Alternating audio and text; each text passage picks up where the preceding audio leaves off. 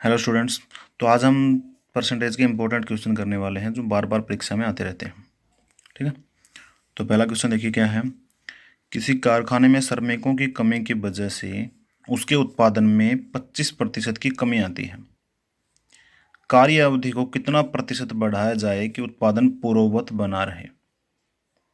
तो इसने बताया कि किसी कारखाने में श्रमिकों की संख्या में किसी वजह से उत्पादन में कमी आ गई। ठीक है। श्रमिकों की कमी की वजह से कितनी कमी आई है? 25%। अब आप लोगों ने देखा कि यहाँ पर तो सिर्फ कमी दे रखी है, बढ़ोतरी तो इन्होंने दे रखी है। ठीक है।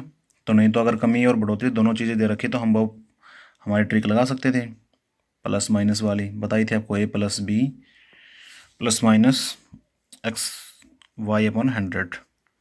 लेकिन इधर क्या है, सिर्फ और सिर्फ आपको कमी दी गई है, बढ़ोतरी इसके अंदर कोई भी नहीं है, कोई भी इंक्रीमेंट इसके अंदर नहीं दिया गया।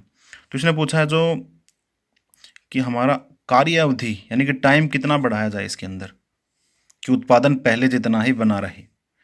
क्योंकि श्रमिक तो घटा दिए इसने, श्रमिक घटे हैं तो टाइम तो बढ़ाना पड़ेगा फिर इसके लिए। तो हमें क्या करना पड़ेगा इस क्वेश्चन में, हमारा देखना है कि कितने प्रतिशत की कमी हुई है। अब यहाँ पर इसने कमी दे रखी है। ठीक है। अगर यहाँ पर बढ़ोतरी होती किसी कारखाने में, अगर बढ़ोतरी भी हो जाती उसके उत्पादन में, तब भी हम क्या करते, थोड़ा सा चेंज आएगा इसके अंदर। अब देखो 25% की कमी आ गई। अब पहले हमारा उत्पादन क्या था, हम प्रतिशत में मानते हैं हर नंबर को 100%। तो पहले हमारा 100% था, तो अब 25% की कमी आ गई। तो अब कितना हो गया होगा हमारा, 100 में से 25 को माइनस कर देंगे। ठीक है। और परसेंटेज निकालना है तो इंटू में 100 कर देंगे। अगर यहाँ पर कमी की बजाय बढ़ोतरी हो जाती 25% की, तो फिर से क्या करते हैं हम, 25% की क्या हुई हमारी बढ़ोतरी। तो पहले कितनी परसेंटेज थी हमारी, 100% थी। अब कितना बढ़ गया, 25% और बढ़ गया। तो ऐसे निकाल लेते हैं हम उसको, अगर हमारी बढ़ोतरी होती तो। अब हमारी क्या हुआ, इसके अंदर कमी हुई है। तो 25 ऊपर है, 100 में से 25 गया तो 75 मल्टीप्लाई में 100। ये दोनों आपस में कैंसिल हो रहे हैं, 25 दिए 75। तो 100/3% हमें टाइम उसका बढ़ाना पड़ेगा ताकि उत्पादन पहले जितना ही रह सके। अगर यहाँ पर इसकी बढ़ोतरी होती तो टाइम में कितनी कमी की जाए। ठीक है। अगर ऐसे पूछ लेता तो कुछ भी पूछ लेता, अगर बढ़ोतरी हो या कमी हो तो आपको बस इसमें फ़र्क रखना है, प्लस और माइनस का। ठीक है। अगर बढ़ोतरी हो जाती है तो प्लस कर लेंगे, अगर कमी होती है तो माइनस कर लेंगे। अगला क्वेश्चन देखिए। किसी परीक्षा में 40% छात्र गणित में असफल हो जाते हैं, 30% अंग्रेजी में भी असफल हो जाते हैं और 10% दोनों विषय में फेल हो जाते हैं। तो दोनों विषय में पास प्रतिशत होने वाले छात्रों का प्रतिशत बताना है। तो ये प्रश्न भी बार बार एग्जाम में आता है। तो इसका मैंने क्या बताया था आपको,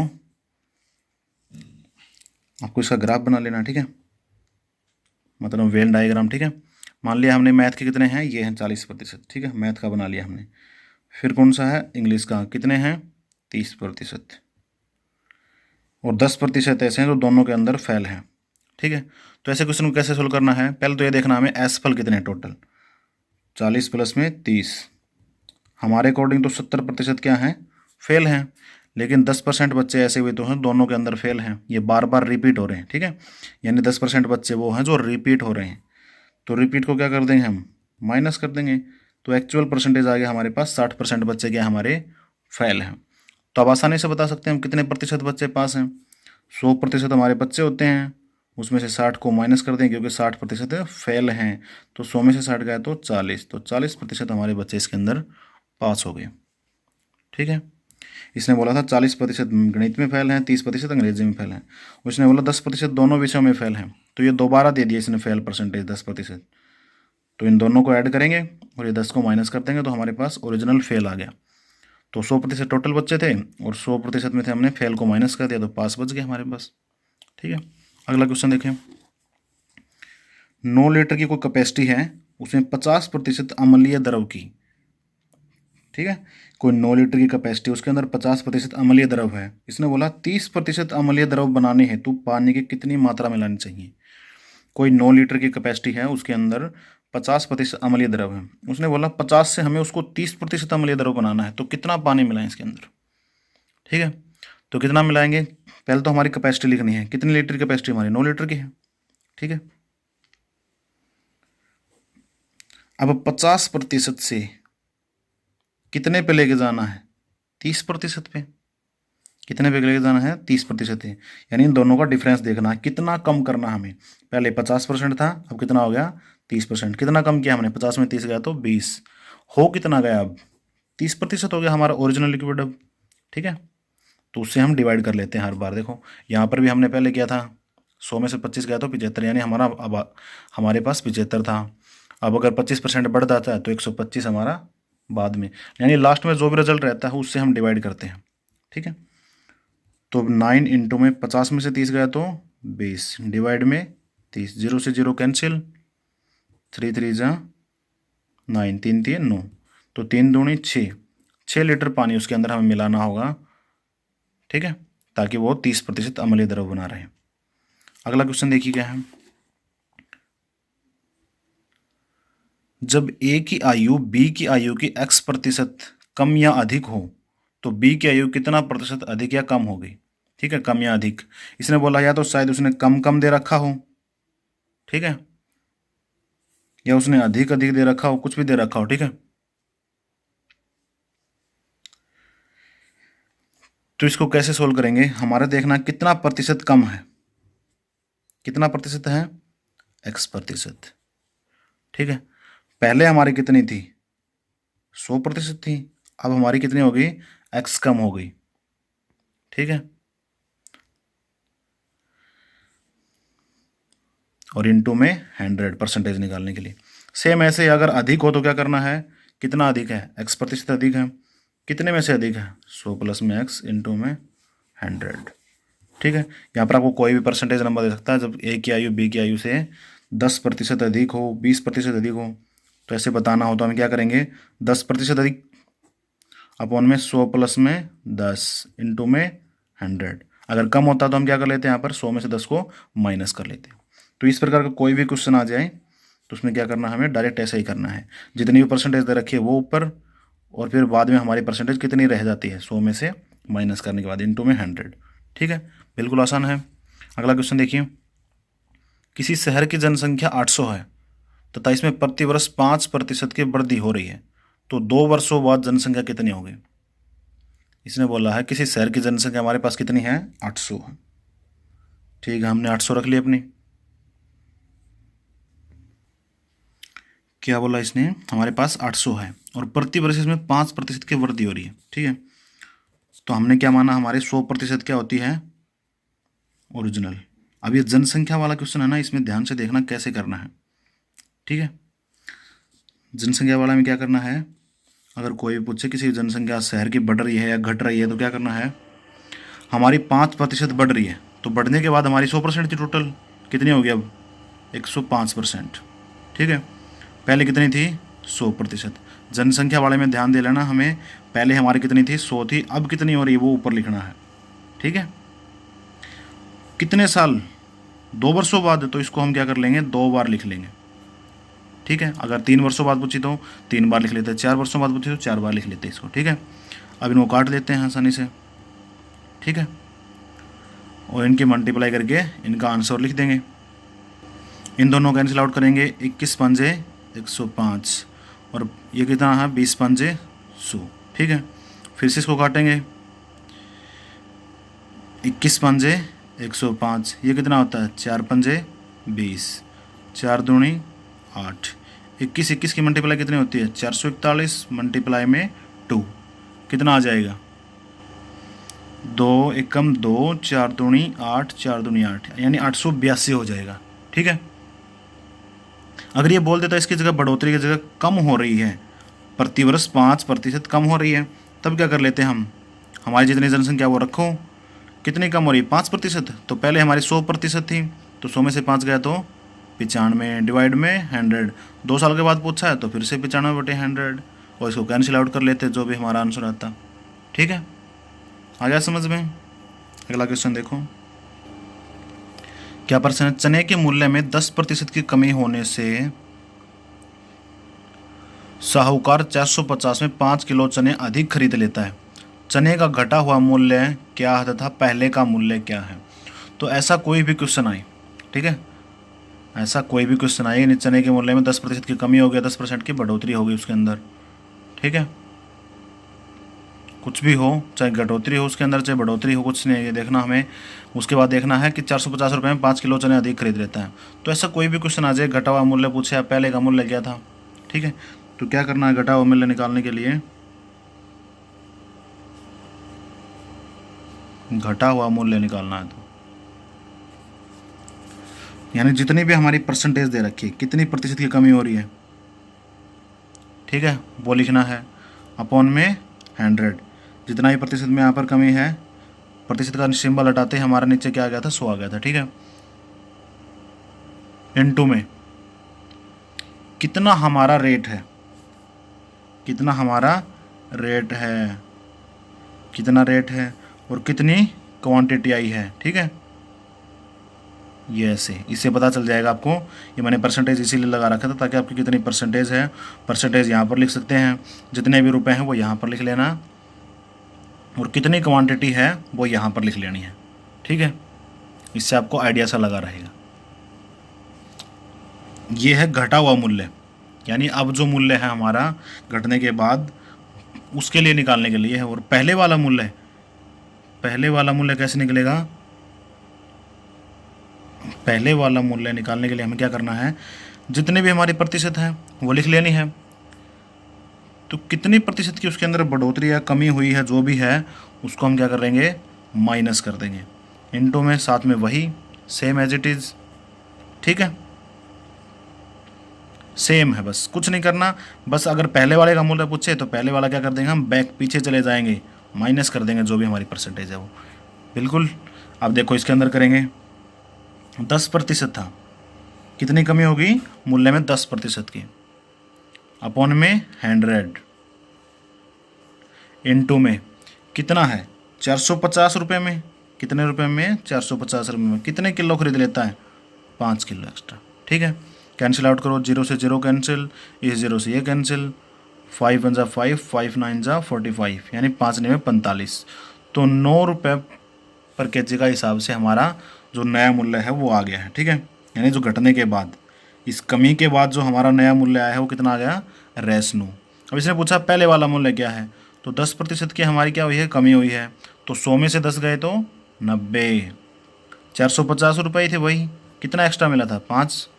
तो 0 से 0, 9 पंजे 45 और 5 दाए 10, तो 10 रुपये केजी के हिसाब से पहले मिल रहा था हमें। अब जो घटोतरी के बाद हमें 9 रुपये पर केजी हिसाब से, बिल्कुल इजी क्वेश्चन था, आ गया होगा समझ में, ठीक है। ये ट्रिक आपको लगानी है अपनी, यह मैंने आपको समझाने के लिए बताया कि ऐसे ऐसे करना है ताकि आपको याद रह जाए। यहाँ पर परसेंटेज, साथ में जितने भी रुपए हैं और कितनी क्वांटिटी हमें मिल रही है, ठीक है, परसेंटेज, ठीक है। पहले वाला मूल्य पूछेगा तो हम 100 में से माइनस कर देंगे इसको, और जितने भी रुपए हैं जितनी क्वांटिटी मिल रही है, बिल्कुल इसी था। अगला क्वेश्चन देखिए, क्या बोला इस क्वेश्चन में, किसी चुनाव में मात्र 2 उम्मीदवार थे जिसमें जीतने वाला 54% मत प्राप्त करके 640 मतों से चुनाव जीत गया। चुनाव में कुल कितने मत पड़े, ऐसा क्वेश्चन हम पहले भी कर चुके हैं, ठीक है। तो इसने बोल रहा है कि भाई 2 उम्मीदवार थे सिर्फ, जीतने वाले को कितने अंक, कितने मिल गए, 54%, ठीक है, कितने मिल गए, 54%। तो हारने वाले को कितने मिल गए, अगर जीतने वाले को 54, 100% तो हमारे टोटल बैंक वोट होते हैं, ठीक है। जीतने वाले को 64 मिल गए, तो हारने वाले को कितने मिलेंगे, 100 में से 54 गया तो 46, ठीक है। 100 माइनस 54, 46% हमारे हारने वाले को मिले। जीतने वाले को 54%, हारने वाले को 46%, ठीक है। इसने बोल रहा है कि 640 मतों से जीत गया, यानी कि जीतने और हारने वाले के बीच का डिफरेंस है ये 640, ठीक है। जीतने और हारने वाले के बीच का डिफरेंस कितना है, 640। तो यहाँ पर जीतने वाले को 54% मिले, हारने वाले को 46%। इन दोनों का डिफरेंस भी निकाल लो फिर, क्योंकि ये तो मतों में डिफरेंस दे रखा है, परसेंटेज में डिफरेंस निकालेंगे तो 54 में से 40 गया तो कितना बच जाएगा हमारा, 8 बच जाएगा। तो ये जो 8% है ये बराबर है किसके, 640 मतों के, क्योंकि ये परसेंटेज में डिफरेंस है और ये मतों में डिफरेंस है। तो हम दोनों को बराबर रख लेते हैं इधर, ठीक है। अब मैं इस 8 को कहाँ ले जाऊँगा, उस साइड उठाकर ले जाता हूँ। अब यहाँ पर 1% बच गया, हमें क्या निकालना है, उसने पूछा कुल कितने मत हैं, यानी 100% निकालना है। तो दोनों तरफ हम क्या कर लेंगे, 100 से मल्टीप्लाई कर लेते हैं। अब इसको कैंसिल आउट करो, 8 8 64, 80 बच गया। तो हमारे टोटल वोट कितने आ गए? 8000 वोट आ गए। आसान क्वेश्चन था ना। जीतने वाले को 54% मिले तो 100 में से 54 को माइनस कर दिया, 46% आ गया। अब इन दोनों का डिफरेंस निकाल लिया। क्यों निकाला डिफरेंस? क्योंकि यहाँ पर डिफरेंस ही दे रखा है हमें इसने। ठीक है, जो जितने भी मतों से जीतता है तो वो उनको दोनों का डिफरेंस होता है। इसने बोला प्राप्त करके 640 मतों से जीत गया, यानी हारने वाले से 640 ज़्यादा है इसके। ठीक है, अगला क्वेश्चन देखो। क्वेश्चन है, मोहन अपनी आय का 20% भोजन पर, 30% वस्त्र पर तथा 15% शिक्षा पर खर्च करके 700 रुपये बचा लेता है, तो उसकी मासिक आय कितनी है? अब इसने बोला है कितना खर्च कर देता है भाई? 20%। 20% भी खर्च करा है इसने, किस पे कर दिया? भोजन पे। उसके बाद 30% और खर्च कर दिए, किस पे कर दिए? वस्त्र पे। उसने बोला फिर 15% और खर्च कर दिए, वो किस पे कर दिए? शिक्षा पर। तो टोटल खर्चा उसका कितना हो गया? कितना होगा टोटल खर्चा उसका? 20 + 30 50, 50 और 10 60, 60 और 5 65, यानी 65% उसने टोटल खर्चा कर दिया। तो बच कितना गया उसका? टोटल तो हमारा 100% होता है। अगर 100 में से हम 65 को माइनस कर देंगे तो 35% हमारा उसने बचा लिया है। ठीक है, हमने देखा ऐड करके टोटल सभी को कितना है? 65% उसने खर्चा कर दिया। तो हमारी 100% जो उसकी सैलरी थी उसमें से उसने 65% खर्च कर दिए, बच कितने गए? 35%। तो ये 35% हमारी क्या आ गई? ये आ गई हमारी सेविंग।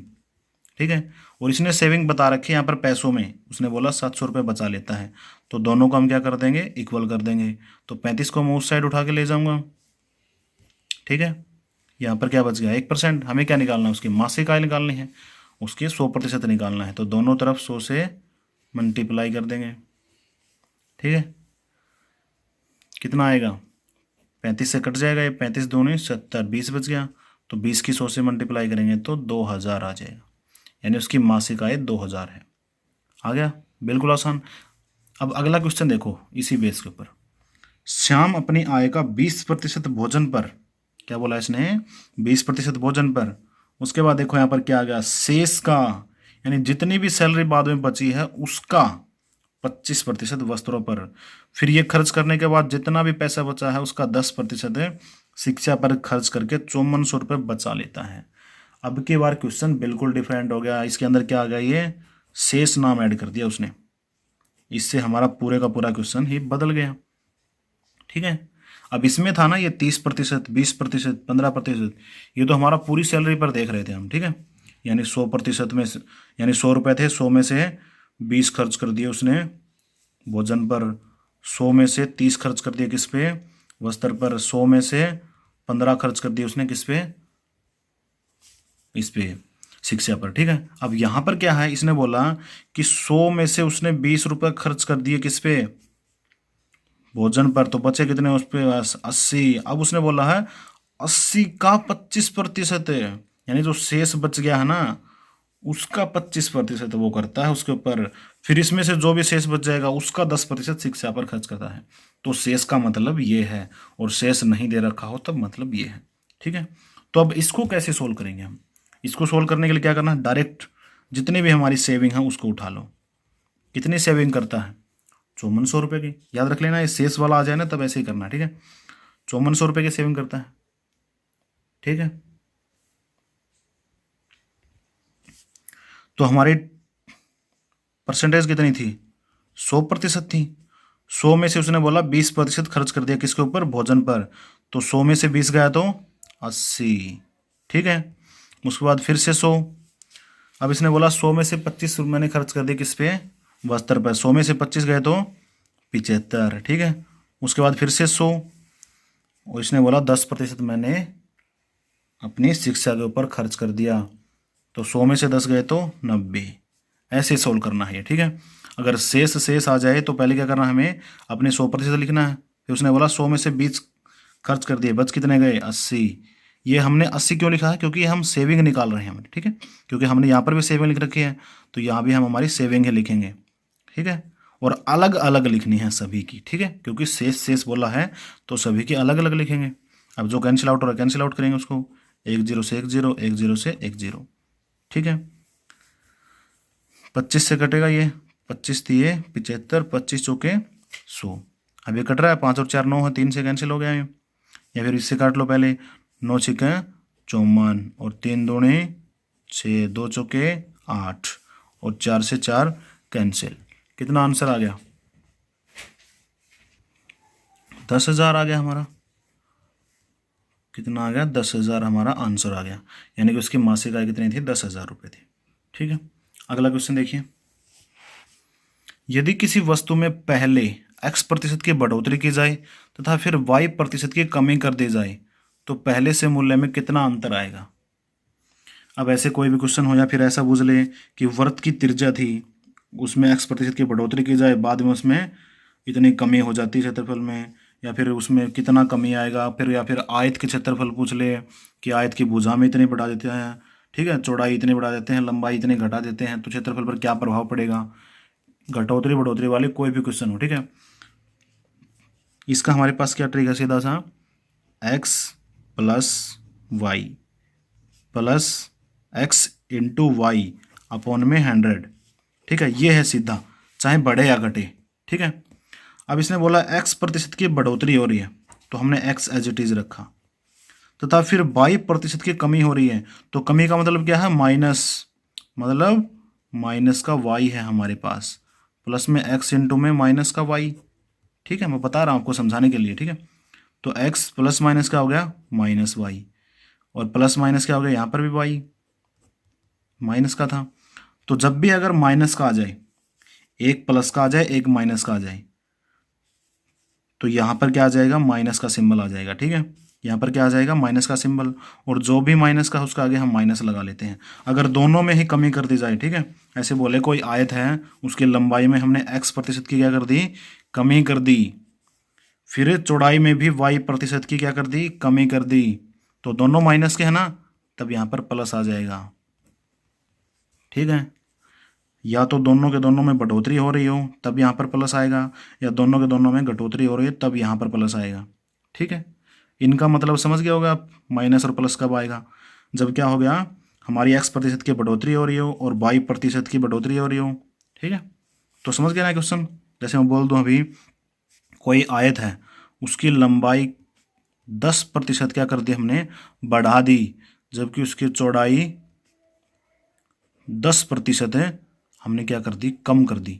अब आप कहोगे 10% बढ़ाई 10% कम करिए, कोई फर्क ही नहीं पड़ेगा उसके ऊपर। तो ये पूछ रहा क्षेत्रफल पर क्या प्रभाव पड़ेगा, तो हम निकाल लेते हैं प्रभाव। लंबाई हमने 10% बढ़ाई है तो प्लस का रखना है, 10% घटाई है तो इसको माइनस का रख लेंगे, ठीक है। फिर एक प्लस और एक माइनस हो रहा है तो यहाँ पर माइनस लगाना है, और 10 इंटू 10 डिवाइड में 100, 0 से 0 कैंसिल, दोनों क्या बच गया? ऊपर 1, 10 में से 10 गया तो 0, 0 माइनस 1, तो माइनस का एक आंसर, यानी 1% की क्या हो रही है? इसके अंदर गिरावट हो रही क्षेत्रफल में पहले से, ठीक है, समझ गए? -1 का आंसर क्या है? यानी 1% की उसके अंदर क्षेत्रफल में गिरावट हो रही है। अगर प्लस का आता तो आंसर 1% बढ़ोतरी हो रही है, ठीक है। तो ये इंपॉर्टेंट थे, कुछ क्वेश्चन आपके एग्जाम में बार बार आ रहे थे, ठीक है। Thank you.